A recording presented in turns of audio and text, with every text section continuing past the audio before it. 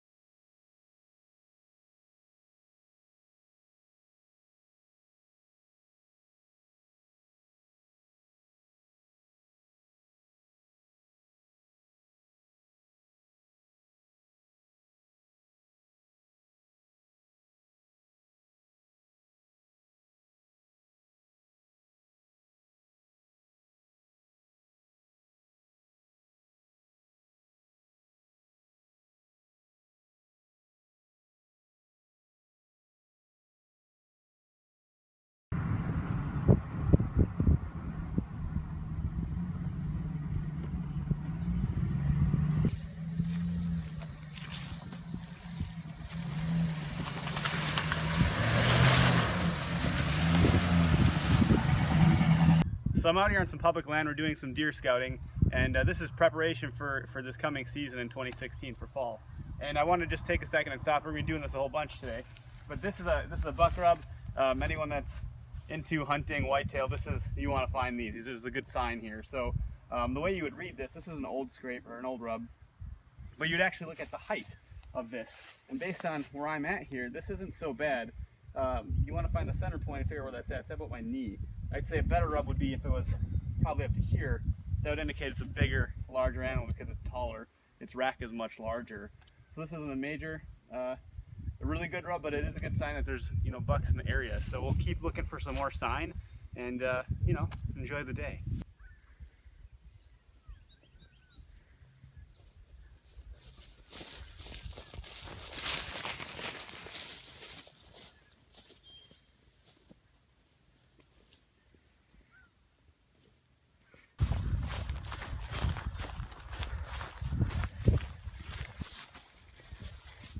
So the great thing about hunting is that there's no bugs in fall and winter. Typically there's a lot less.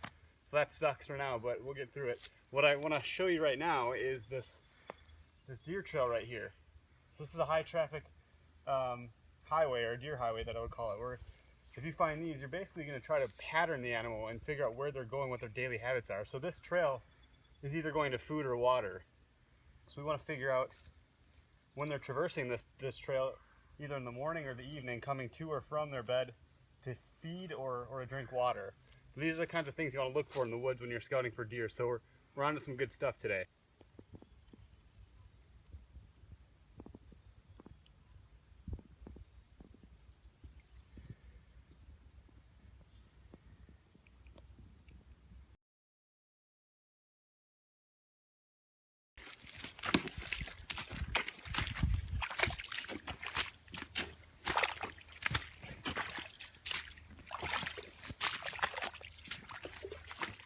Sometimes it's hard to know how difficult hunting can be.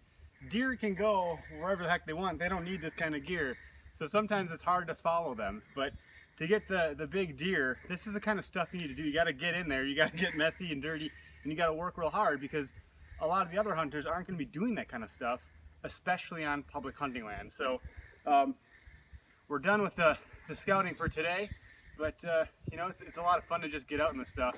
So that's scouting.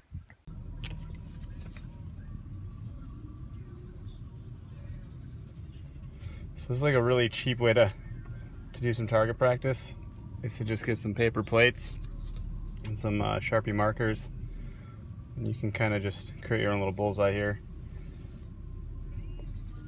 Isn't anything too special.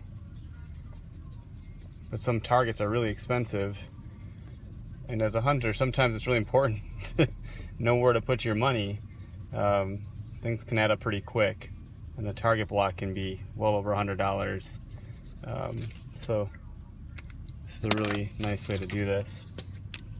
Something I've been doing for quite a few years.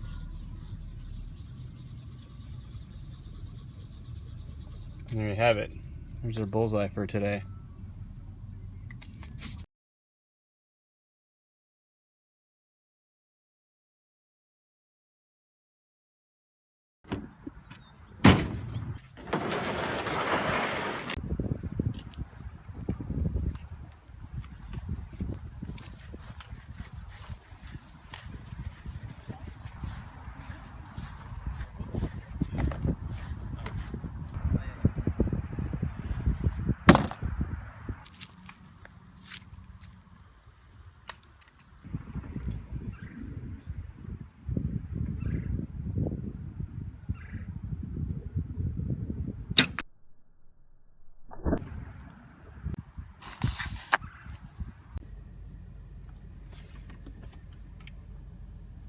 So we're shining for deer because at night deer are nocturnal, so you get a better sense for their activity and what they're doing. And there's one right there. You see its eyes reflecting back. Two of them actually. So, and you can tell a lot about their activity at night to get a sense of where they're going, depending on what time it is. And if they're laying down or if there's bucks nearby, a doe will likely not be laying down. This is not anywhere near deer hunting season, so the activity is going to be very different. But again, it's just important to get an idea and get eyes on the deer and see what they're actually doing in the area, what times they're active, where they're coming to and going from feeding areas and drinking areas. You can kind of shine around here and see if there's anything else out here. There's another one way back there. You can see its eyes reflecting back. It's hard with the window. We'll go back to these two here. But again, if I were to come here in the day, the odds of me seeing these deer pretty slim to none, realistically. And again, just getting an idea of what they're doing. So feeding patterns, if it's close to rut, you can get a really good idea if the rut's happening or not, based on if the doe are laying down bedded or if they're up and anxious, meaning they're being chased. So we're gonna go ahead and leave these deer be and get out of here so we're not bothering them too much. We don't want to stress them out. But that's what we're doing here, is just shining and getting a better, more in-depth kind of perspective on scouting.